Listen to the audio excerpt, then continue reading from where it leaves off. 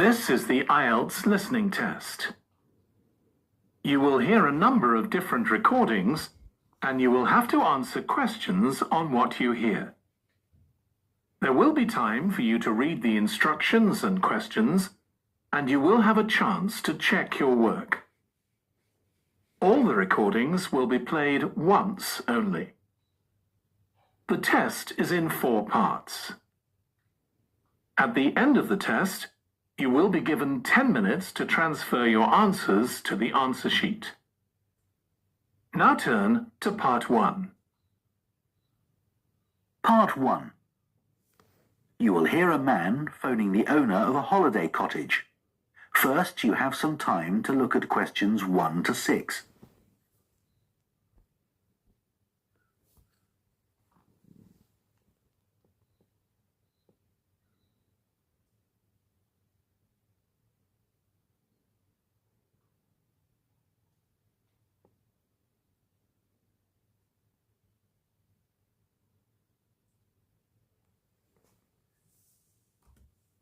Carefully and answer questions 1 to 6.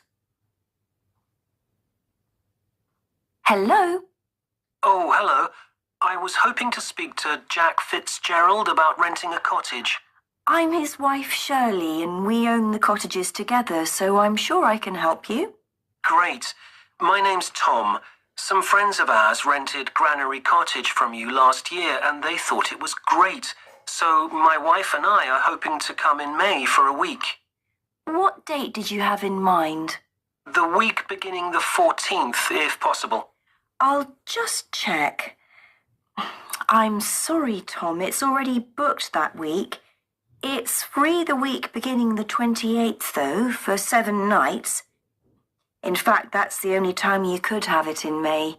Oh, well, we could manage that, I think. We'd just need to change a couple of things. How much would it cost? That's the beginning of high season, so it'd be £550 for the week. Ah, that's a bit more than we wanted to pay, I'm afraid. We've budgeted up to £500 for accommodation. Well, we've just finished converting another building into a cottage, which we're calling Cherville Cottage. Sorry, what was that again? Cherville. Cherv V for Victor, IL. Oh, that's a herb, isn't it? That's right. It grows fairly wild around here. You could have that for the week you want for £480. Okay, so could you tell me something about it, please? Of course. The building was built as a garage. It's a little smaller than Granary Cottage. So that must sleep 2 people as well? That's right. There's a double bedroom. Does it have a garden? Yes, you get to it from the living room through French doors, and we provide 2 deck chairs. We hope to build a patio in the near future, but I wouldn't like to guarantee it'll be finished by May. Okay. The front door opens onto the old farmyard, and parking isn't a problem. There's plenty of room at the front for that. There are some trees and potted plants there. Before you hear the rest of the conversation, you have some time to look at questions 7 to 10.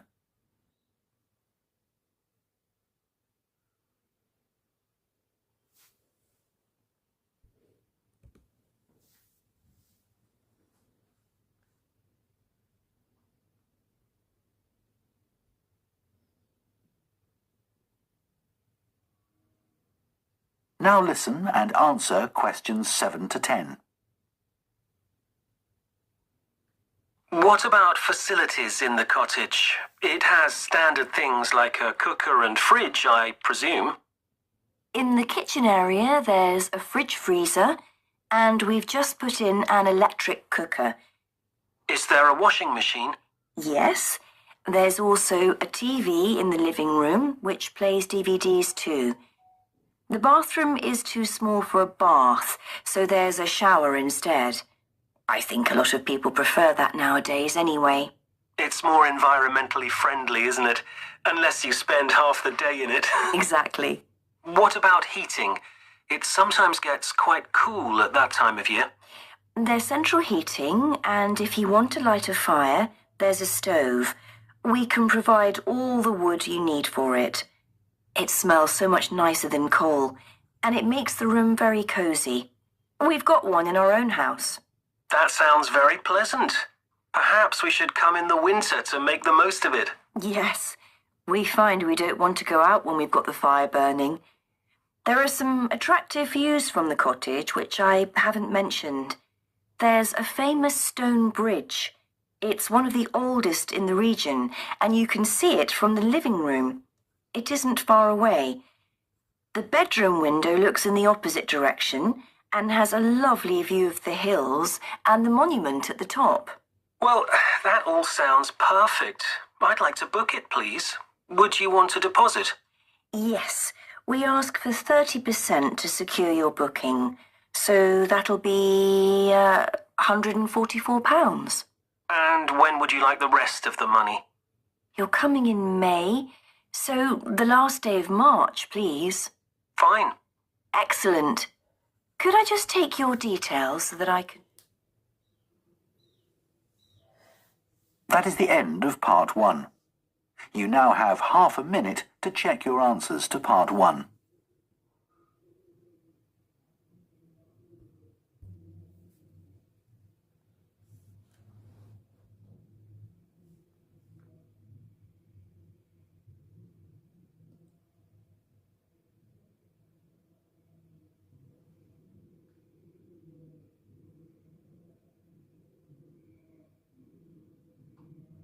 Part 2. You will hear a town councillor reporting on the local transport network and a recreation facility. First, you have some time to look at questions 11 to 14.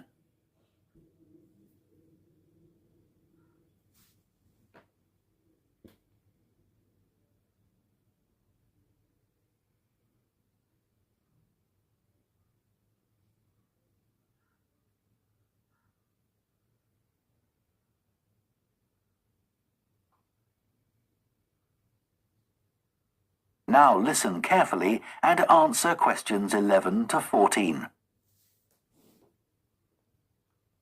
Right, next on the agenda we have traffic and highways. Councillor Thornton. Thank you. Well, we now have the results of the survey carried out last month about traffic and road transport in the town. People were generally satisfied with the state of the roads. There were 1 or 2 complaints about potholes, which will be addressed, but a significant number of people complained about the increasing number of heavy vehicles using our local roads to avoid traffic elsewhere. We'd expected more complaints by commuters about the reduction in the train service, but it doesn't seem to have affected people too much. The cycle path that runs alongside the river is very well used by both cyclists and pedestrians since the surface was improved last year. But overtaking can be a problem, so we're going to add a bit on the side to make it wider. At some stage, we'd like to extend the path so that it goes all the way through the town, but that won't be happening in the immediate future. The plans to have a pedestrian crossing next to the post office have unfortunately had to be put on hold for the time being. We'd budgeted for this to be done this financial year, but then there were rumours that the post office was going to move, which would have meant there wasn't really a need for a crossing. Now they've confirmed that they're staying where they are, but the Highways Department have told us that it would be dangerous to have a pedestrian crossing where we'd originally planned it, as there's a bend in the road there, so that'll need some more thought. On Station Road, near the station and level crossing, drivers can face quite long waits if the level crossing's closed, and we've now got signs up requesting them not to leave their engines running at that time. This means pedestrians waiting on the pavement to cross the railway line don't have to breathe in car fumes. We've had some problems with cyclists leaving their bikes chained to the railings outside the ticket office, but the station has agreed to provide bike racks there. Before you hear the rest of the talk, you have some time to look at questions 15 to 20.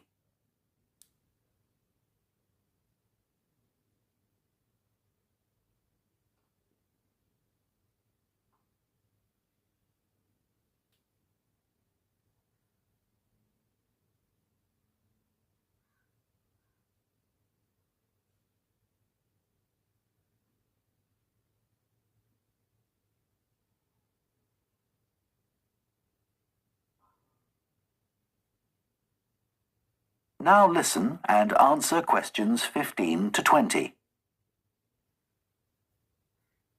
So next on the agenda is proposals for improvements to the recreation ground. Councillor Thornton again.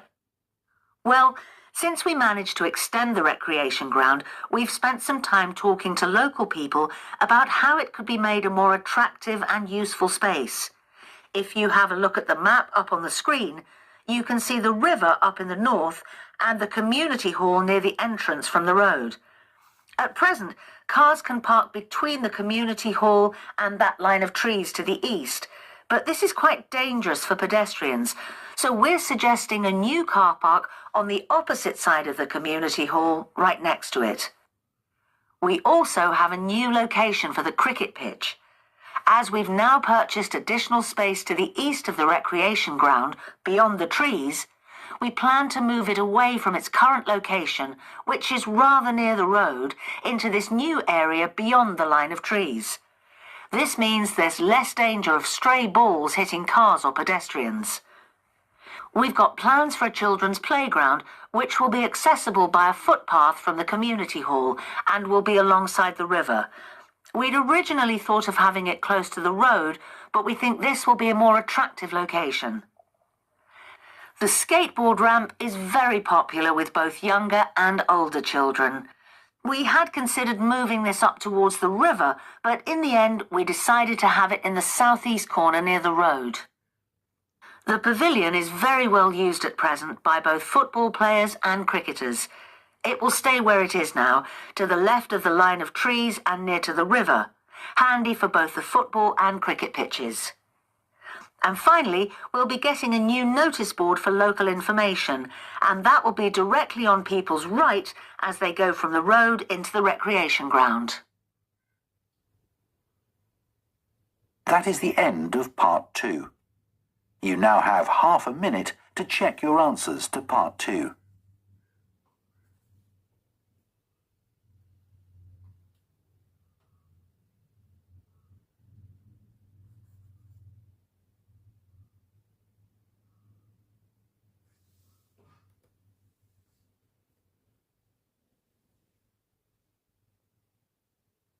Part 3.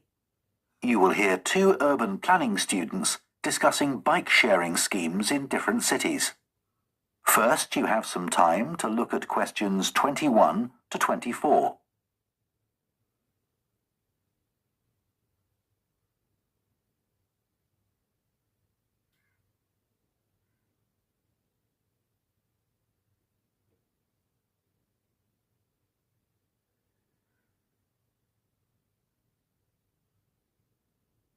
Now listen carefully and answer questions 21 to 24. Now that we've done all the research into bike-sharing schemes in cities around the world, we need to think about how we're going to organise our report. Right. I think we should start by talking about the benefits.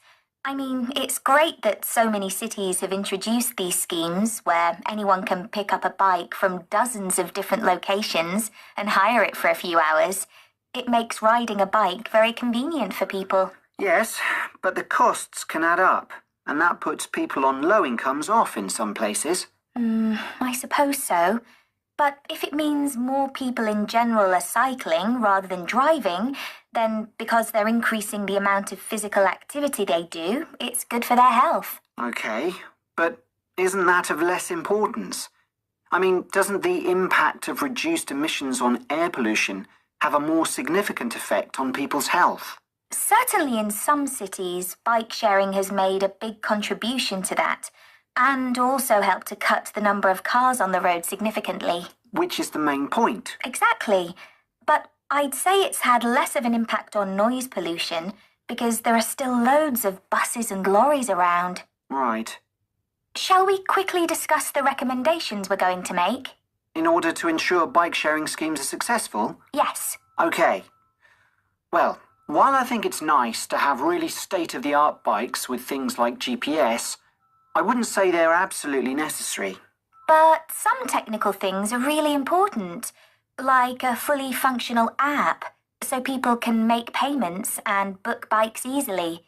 Places which haven't invested in that have really struggled. Good point. Some people say there shouldn't be competing companies offering separate bike-sharing schemes, but in some really big cities, competition's beneficial. And anyway, one company might not be able to manage the whole thing. Right. Deciding how much to invest is a big question. Cities which have opened loads of new bike lanes at the same time as introducing bike-sharing schemes have generally been more successful. But there are examples of successful schemes where this hasn't happened. What does matter, though, is having a big publicity campaign. Definitely. If people don't know how to use the scheme or don't understand its benefits, they won't use it. People need a lot of persuasion to stop using their cars. Before you hear the rest of the discussion, you have some time to look at questions 25 to 30.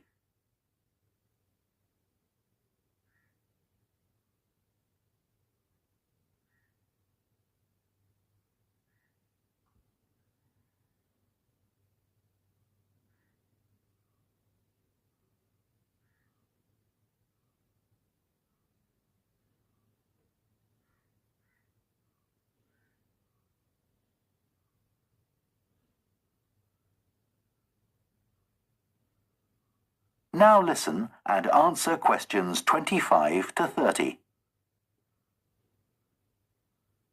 Shall we look at some examples now and say what we think is good or bad about them? I suppose we should start with Amsterdam, as this was one of the first cities to have a bike-sharing scheme. Yes, there was already a strong culture of cycling here. In a way, it's strange that there was such a demand for bike sharing, because you'd have thought most people would have used their own bikes. And yet it's one of the best used schemes. Dublin's an interesting example of a success story. It must be because the public transport system's quite limited. Not really. There's no underground, but there are trams and a good bus network. I'd say price has a lot to do with it. It's one of the cheapest schemes in Europe to join. But the buses are really slow. Anyway, the weather certainly can't be a factor. No, definitely not. The London scheme's been quite successful. Yes, it's been a really good thing for the city. The bikes are popular and the whole system is well maintained, but it isn't expanding quickly enough. Basically, not enough's been spent on increasing the number of cycle lanes. Hopefully that'll change. Yes. Now, what about outside Europe? Well, bike-sharing schemes have taken off in places like Buenos Aires. They built a huge network of cycle lanes to support the introduction of the scheme there, didn't they? It attracted huge numbers of cyclists where previously there were hardly any. An example of good planning. Absolutely. New York is a good example of how not to introduce a scheme. When they launched it, it was more than 10 times the price of most other schemes. More than it costs to take a taxi. Crazy. I think the organisers lacked vision and ambition there. I think so too. Sydney would be a good example to use. I would have expected it to have grown pretty quickly here. Yes. I can't quite work out why it hasn't been an instant success like some of the others. It's a shame, really. I know. OK, so now we've thought about all the... That is the end of part 3. You now have half a minute to check your answers to part 3.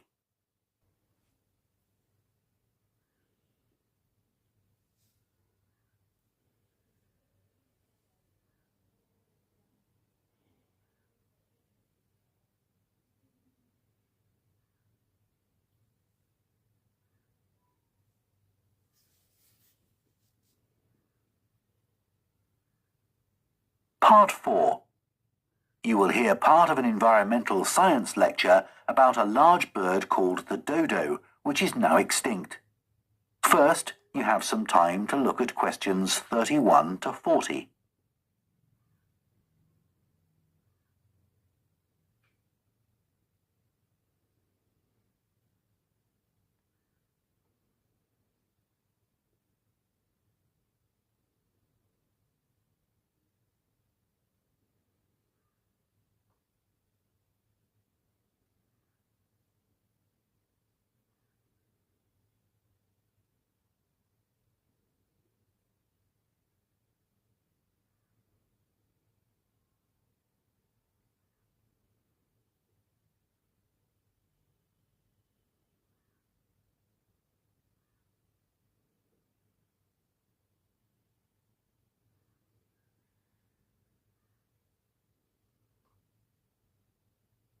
Now listen carefully and answer questions 31 to 40.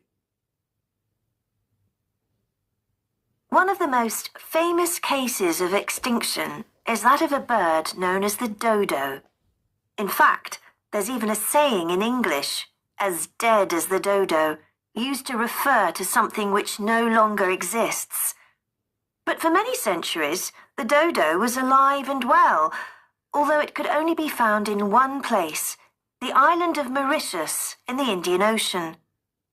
It was a very large bird, about 1 metre tall, and over the centuries it had lost the ability to fly, but it survived happily under the trees that covered the island. Then, in the year 1507, the first Portuguese ships stopped at the island. The sailors were carrying spices back to Europe and found the island a convenient stopping place where they could stock up with food and water for the rest of the voyage, but they didn't settle on Mauritius. However, in 1638, the Dutch arrived and set up a colony there. These first human inhabitants of the island found the dodo birds a convenient source of meat, although not everyone liked the taste. It's hard to get an accurate description of what the dodo actually looked like. We do have some written records from sailors and a few pictures, but we don't know how reliable these are. The best-known picture is a Dutch painting in which the bird appears to be extremely fat, but this may not be accurate. An Indian painting done at the same time shows a much thinner bird. Although attempts were made to preserve the bodies of some of the birds, no complete specimen survives. In the early 17th century, 4 dried parts of a bird were known to exist. Of these, 3 have disappeared, so only one example of soft tissue from the dodo survives, a dodo head. Bones have also been found, but there's only one complete skeleton in existence. This single dodo skeleton has recently been the subject of scientific research, which suggests that many of the earlier beliefs about dodos may have been incorrect. For example, early accounts of the birds mention how slow and clumsy it was. But scientists now believe the bird's strong knee joints would have made it capable of movement which was not slow, but actually quite fast. In fact, one 17th century sailor wrote that he found the birds hard to catch. It's true that the dodo's small wings wouldn't have allowed it to leave the ground, but the scientists suggest that these were probably employed for balance while going over uneven ground. Another group of scientists carried out analysis of the dodo's skull. They found that the reports of the lack of intelligence of the dodo were not borne out by their research, which suggested the bird's brain was not small, but average in size. In fact, in relation to its body size, it was similar to that of the pigeon, which is known to be a highly intelligent bird. The researchers also found that the structure of the bird's skull suggested that one sense which was particularly well developed was that of smell. So the dodo may also have been particularly good at locating ripe fruit and other food in the island's thick vegetation.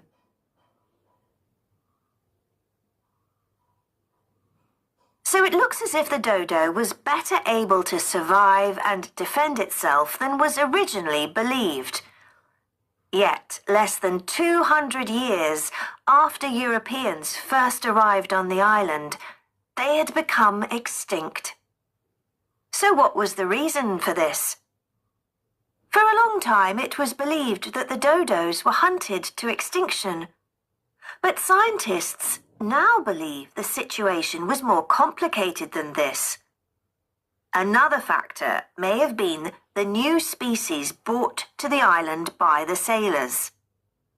These included dogs, which would have been a threat to the dodos, and also monkeys, which ate the fruit that was the main part of the dodos' diet. These were brought to the island deliberately. But the ships also brought another type of creature, rats, which came to land from the ships and rapidly overran the island. These upset the ecology of the island, not just the dodos, but other species too. However, they were a particular danger to the dodos because they consumed their eggs. And since each dodo only laid one at a time, this probably had a devastating effect on populations. However, we now think that probably the main cause of the bird's extinction was not the introduction of non-native species, but the introduction of agriculture. This meant that the forest that had once covered all the island and that had provided a perfect home for the dodo was cut down so that crops such as sugar could be grown. So, although the dodo had survived for thousands of years, suddenly it was gone. That is the end of Part 4. You now have 1 minute to check your answers to Part 4.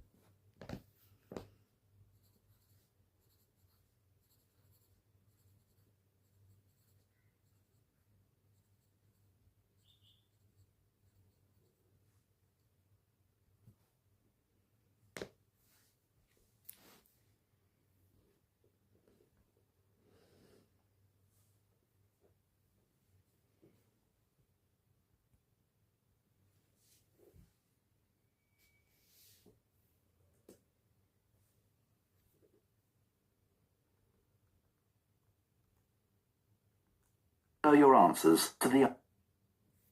That is the end of the listening test. In the IELTS test, you would now have 10 minutes to transfer your answers to the answer sheet.